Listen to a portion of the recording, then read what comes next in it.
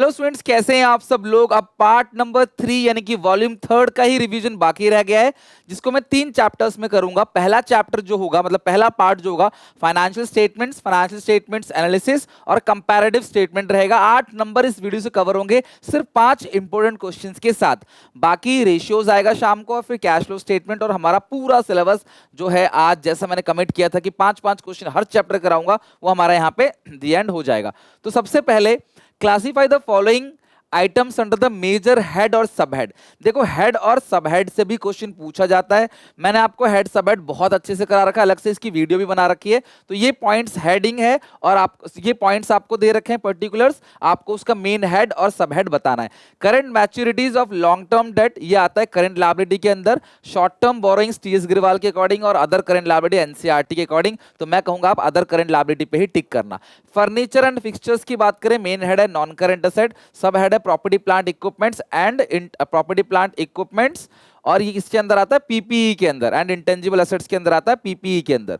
Provision for warranties, ध्यान रखना, provision for warranty main head है non current liability, short term है। Warranties का प्रोविजन लॉन्ग टर्म प्रोविजन होता है।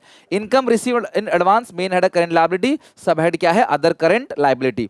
कैपिटल एडवांसेस, आपने पैसे उधार दिए हैं, तो यहां पे आ गया non current assets. Long term loan advance, आपने पैसे किसी को उधार दिए हैं।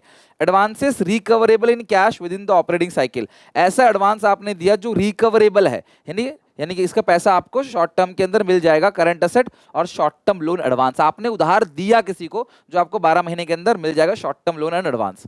सेकंड क्वेश्चन, अगेन आपको यहां भी क्लासिफाई करना है heading sub heading. Loose tools, main head किसके अंदर आएगा, current head, current asset, sub head क्या है, इन्वेंट्री।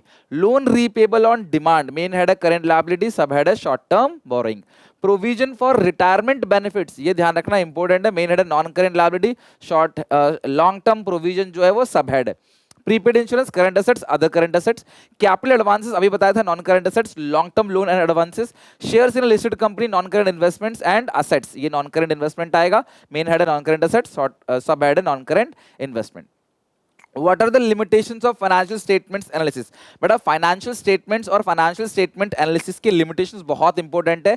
इनकी लिमिटेशंस में आपको कोई भी पॉइंट पूछ सकता है, या फिर एनी 3 पूछ सकता है। ये हिस्टोरिकल एनालिसिस है, जनता जानना चाहती है फ्यूचर में उनके पैसे डबल होंगे, ट्रिपल होंगे, ये हमेशा पास्ट को बताता है। प्राइस लेवल चेंजेस को इग्नोर करता है। प्राइस का चेंज हो, 1990 में जो 100 रुपए कीमत थी, 2005 में 100 की कीमत वो नहीं थी, और आज 2025 में 100 की कीमत वो नहीं है। तो प्राइस लेवल चेंजेस को इग्नोर करते हैं, क्वालिटेटिव एस्पेक्ट्स को इग्नोर करते हैं। अगर फाइनेंशियल स्टेटमेंट्स में कमियां हैं, तो फाइनेंशियल स्टेटमेंट्स के एनालिसिस में भी कमी होगी। फ्री फ्रॉम बायस, लड़ाई झगड़ा होता रहता है, क्योंकि अलग अलग मैनेजर अलग अलग मेथड को चूज करते हैं, तो ये बायस रहता है कहीं ना कहीं। और लास्ट में ये लोग ना नेगेटिव इंपैक्ट को छुपाने के लिए विंडो ड्रेसिंग करते हैं, ताकि नेगेटिव इंपैक्ट जो है वो छुप जाए, शेयर होल्डर्स को चीजें ना पता चले अगर कोई नेगेटिव इंपैक्ट है तो। From the following information prepare common size statement, आपको कॉमन साइज स्टेटमेंट बनाना है of income, common size statement of profit loss. तो आपको सबसे पहले से अरेंज करना पड़ेगा, एक फॉर्मेट आपने बनाना है। यहां पे लिखो पर्टिकुलर्स, हेडिंग डालो common size statements of profit loss या कॉमन साइज इनकम स्टेटमेंट। इसमें दोनों ही कॉलम बनता है परसेंटेज का, percentage change previous year, percentage change current year. तो सबसे पहले इसके अंदर आता है, इसे अरेंज करेंगे, यानी कि रेवेन्यू फ्रॉम ऑपरेशन। सबसे पहली चीज जो इसके अंदर लिखी जाती है, रेवेन्यू फ्रॉम ऑपरेशन है ना, यानी कि सेल्स। तो आप देखो सेल्स दे रखी है, 21-22 का 10 लाख है, और 4 लाख है 20-21 का।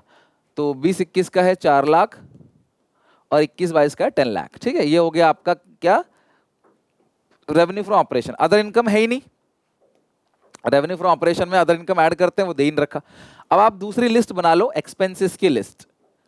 अगर यहीं पे आपको बोलता कंपैरेटिव स्टेटमेंट बनाओ, तो एब्सोल्यूट चेंज और परसेंटेज चेंज बनता। इनको माइनस करते करंट ईयर में से प्रीवियस ईयर एब्सोल्यूट चेंज, उस एब्सोल्यूट चेंज को प्रीवियस ईयर से डिवाइड देते इनटू 100 करते, तो आता परसेंटेज चेंज। अब एक्सपेंसेस कौन है, employee benefit expense and other expense. दो एक्सपेंस है, employee benefit expense and other expense. Employee benefit expenses and other expenses. तो जो एम्प्लॉय बेनिफिट एक्सपेंस है वो कितना दे रखा है, 160 और 4 लाख, वो है 160 और 4 लाख। और जो अदर एक्सपेंस है वो आपको दोनों जगह 2020 दे रखा है, वो दोनों जगह 2020 है। आप इन दोनों को जोड़ोगे तो क्या आएगा आपके पास, टोटल एक्सपेंसेस। ठीक है, ये आपके पास आएगा टोटल एक्सपेंसेस इन दोनों को जोड़ने के बाद। तो कितना है टोटल एक्सपेंसेस? 160 प्लस 20, 1,80,000, 4,20,000, ये आएगा 4,20,000। ठीक है। अच्छा, अब क्या करेंगे class? Revenue from operations, other expense. अब आएगा profit before tax. Profit before tax 4 lakh में से 180 घटाओगे तो कितना आएगा? 2,20,000, 2 3 4, और 1 लाख में से 420 जाएगा तो कितना बचेगा? 5,80,000। ठीक है, ये आ गया प्रॉफिट बिफोर टैक्स। फिर माइनस करेंगे, क्या करेंगे इसमें से? टैक्स को माइनस करेंगे। टैक्स कितना है? 50% है। 2,10,000 का 50% कितना आ गया? 1,10,000। 5,80,000 का 50% कितना आएगा? 5,80,000 का 50% आएगा 2,90,000। देखो, सबसे पहले तो आपको क्वेश्चन अरेंज करना पड़ेगा। कॉमन साइज बैलेंस शीट हो चाहे कॉमन साइज इनकम स्टेटमेंट हो, अरेंज करो पहले। और बैलेंस शीट हमेशा अरेंज रहता है, तो इसे आपको अरेंज करना पड़ेगा। तो 50% टैक्स देने के बाद 50% ही और बचा हुआ है। ये आपने अच्छे से क्वेश्चन को अरेंज कर लिया। अब आपको 2 कॉलम बनाना है बस, percentage change previous year, percentage change current year. क्योंकि ये इनकम स्टेटमेंट है, हर फिगर को आप 4 लाख से डिवाइड दो। 4 लाख को 4 लाख से डिवाइड दो इंटू 100, आपका 100% आ गया। 160 को 4 लाख से डिवाइड दो इंटू 100, आएगा 40%। 20,000 को 4 लाख से डिवाइड दो इंटू 100, 5%। 180 को भी तो ये 100 से ऊपर भी आ सकता है कभी। मान लो अदर इनकम होती है यहाँ पे, तो other income plus revenue from operation total income वो 100 से भी ऊपर जाती। 180 को डिवाइड दो 4 लाख से इंटू 100, 45%। ये आएगा 2,20,000, डिवाइड दे दो इसको 4 लाख से इंटू 100, 55%। फिर again 1,10,000 divide by 4 lakh into 100, 27.5%। और ये आएगा 1,10,000 डिवाइड बाई 4 लाख इंटू 100, 27.5%। ठीक है। अच्छा, अब आते हैं क्लास इसमें 21-22 में, करंट ईयर में। तो हर फिगर को 10 लाख से डिवाइड देना है। तो 10 लाख इसमें बेस मानते हैं रेवेन्यू फ्रॉम ऑपरेशन को, कॉमन साइज बैलेंस शीट में बेस मानते हैं टोटलिंग को। 10 लाख को 10 लाख से डिवाइड दो इंटू 100, ये 4 lakh divide by 10 lakh into 100, ये आएगा 40%। ये है 20,000 डिवाइड बाई 10 लाख इंटू 100, ये भी आ गया आपका 20%।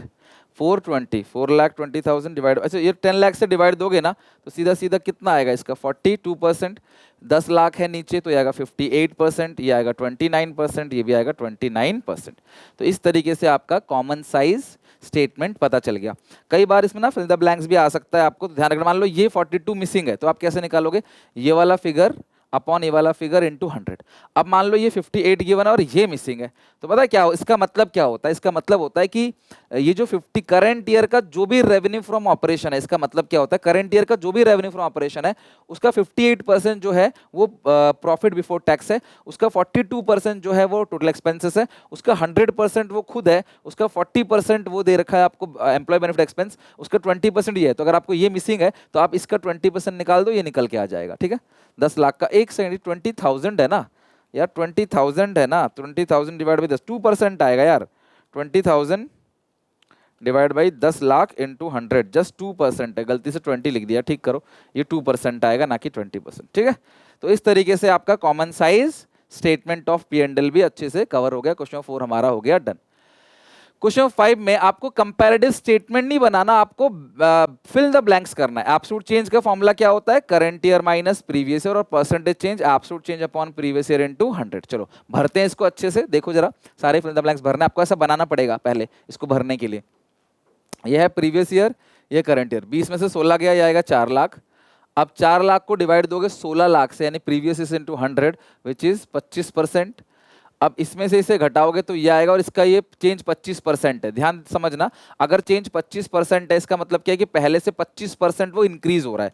तो 8 लाख का 25% निकालोगे तो यानी कि 2 लाख वो इंक्रीज हो गया। तो अब बढ़कर कितना हो गया? 10 लाख। अब देखो चेक करो, सही है? 10 में से 8 गया 2, 2 अपॉन 8 इंटू 100, 25। ठीक है, बिल्कुल, है कि नहीं? अगला क्या है? तो ये 25% हो गया, ये 25% दे ही रखा है। अब किसमें से 2 लाख घटाओगे ताकि 1 लाख आ जाए? 1 लाख, है ना। 1 लाख में से अगर आप 2 लाख घटाओगे तो माइनस का 1 लाख आएगा। माइनस के 1 लाख को आप डिवाइड दोगे 2 लाख से तो 50% नेगेटिव आएगा। ठीक है। माइनस के 1 लाख को डिवाइड दोगे 2 लाख से तो 50% आएगा नेगेटिव। नेगेटिव का 50%। अब यहाँ भी वही चीज़ है, ये प्लस का 50, ये प्लस का 50% है, मतलब पहले से बढ़ गया है। तो कितना बढ़ गया होगा? 6 लाख का 50%, 3 लाख बढ़ गया, यानी हो कितना गया यहाँ पे? 9 लाख रुपए, है ना भाई। 3 लाख से इंक्रीज हो गया मतलब 9 लाख रुपए हो गया। तो 9 में 6 गया 3, अब 3 लाख अपॉन 6 लाख इंटू 100 हो गया 50%। अब ये सारी चीजें यहाँ मिसिंग है, अब ये कैसे करोगे, थोड़ा सा दिमाग लगाते हैं। बहुत सिंपल तरीका है, ये है प्रॉफिट बिफोर टैक्स, टैक्स है 30%, तो 6 लाख का 30% बनेगा 1,80,000 और 9 लाख का 30% बनेगा 2,70,000। चेक करो सही है। 270 में से 180 घटाएंगे 90 आएगा, 90 ऊपर नीचे 180 इंटू 100 विच इज 50%, तो ये भी 50% हो गया। यहाँ पे देखो क्या है, यहाँ पे किस में से 4 20 घटाएंगे ताकि 2,10,000 आ जाए, तो 420 में ऐड कर दोगे 210, नहीं तो आप क्या कर सकते हो, इन दोनों इसमें से इसे घटा दो, 9 लाख में से 270 घटाओ तब भी 630 आ जाएगा, तो 630 में से 420 घटाओगे 210 आएगा, और 2,10,000 को डिवाइड दोगे 420 से इंटू 100 50%, तो ये तीनों आ गया आपका 50-50%। आमतौर पर तीनों सेम आते हैं।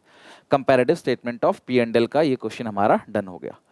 तो इसके साथ हमारा comparative statement, common size statements हो गया। बैलेंस शीट में भी यही करना है कंपैरेटिव में, एब्सोल्यूट चेंज और percentage change. Heading sub heading सीख ली, लिमिटेशन सीख लिए, तो हमारे शुरू के 3 चैप्टर अच्छे से कवर हो गए। अब बस बचा अकाउंटिंग रेशियोज जो मैं कवर करा दूंगा रात में, और कैश फ्लो भी, उसके 5-5 क्वेश्चन बना लेना, चैप्टर हमारा पूरा खत्म हो जाएगा। आई होप आपको अच्छा लगा होगा वीडियो, और आपने बहुत मेहनत की आज के दिन। थोड़ा सा रेस्ट कर लो फिर पढ़ लेना। बाकी सुबह 4 बजे लाइव क्लास है, उसको बिल्कुल मिस मत करना। मिलते हैं कल सुबह 4 बजे। Till then take care, bye bye.